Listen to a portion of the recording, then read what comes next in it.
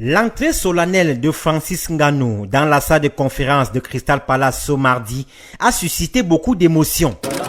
Francis Ngannou a d'ailleurs déclaré à la presse une exclusivité selon laquelle le président de la WBC a promis l'intégrer dans le top 10 des boxeurs.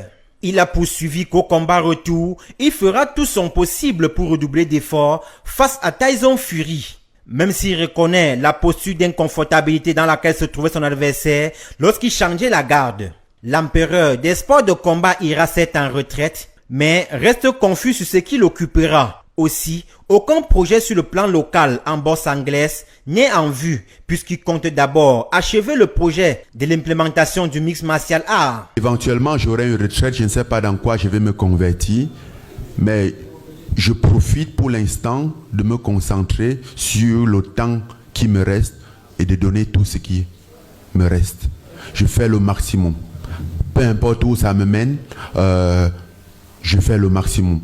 Si vous m'avez posé cette question il y a 3 ans, peut-être mon rêve était d'être champion du monde. J'ai été champion du monde. Après, je ne m'arrête pas là. Comme disent les Américains, the sky is the limit. Je fais ce qui suit.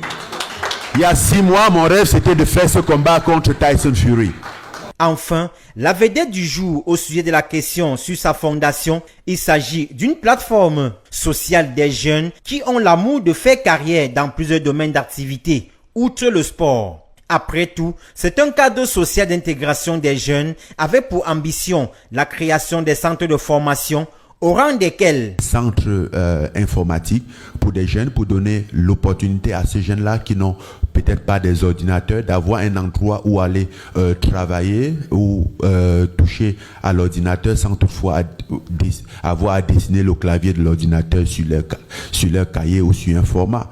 On a des projets de faire des piscines pour des enfants récréatifs, pour qu'ils aillent là-bas parce que c'est un centre social. On a des ambitions de faire des centres de santé dans des communes, dans des endroits un peu éloignés qui n'en ont pas, à la limite de nos moyens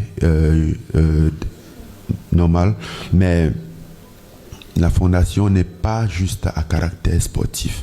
Francis Ngannou, sans langue de bois et au 10e round, n'a pas manqué à faire ce coup de gueule aux professionnels des médias, séance tenante. Je refuse d'être la pierre que la presse utilise pour jeter sur les autres combattants. Et je m'explique. Pourquoi? Parce que je n'ai rien contre la presse, parce qu'il faut reconnaître que localement, on a un problème de communication. La presse camerounaise a beaucoup de travail à faire pour avancer. Faisons un ménage à l'interne pour dire les choses qui ne marchent pas. Il y a un problème avec la presse camerounaise qui ne marche pas. Aujourd'hui, on parle de moi parce que je suis ici aujourd'hui. Ok, je suis champion. Hier, je n'étais pas champion. Et on connaît le fonctionnement de la presse camerounaise qui a des méthodes très peu recommandées. C'est la vérité, hein. Moi, je n'ai rien contre personne. Moi, je veux que notre presse soit la meilleure presse. Je veux qu'on prenne le devant de toutes choses, de la communication. Mais franchement, il y a un petit truc à réparer.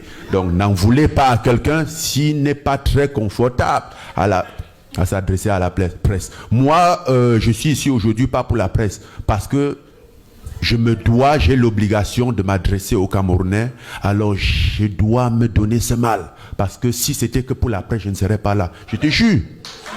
Tu comprends? Voilà. Il compte d'ailleurs réaliser d'autres salles d'entraînement partout dans le pays, peu importe la ville.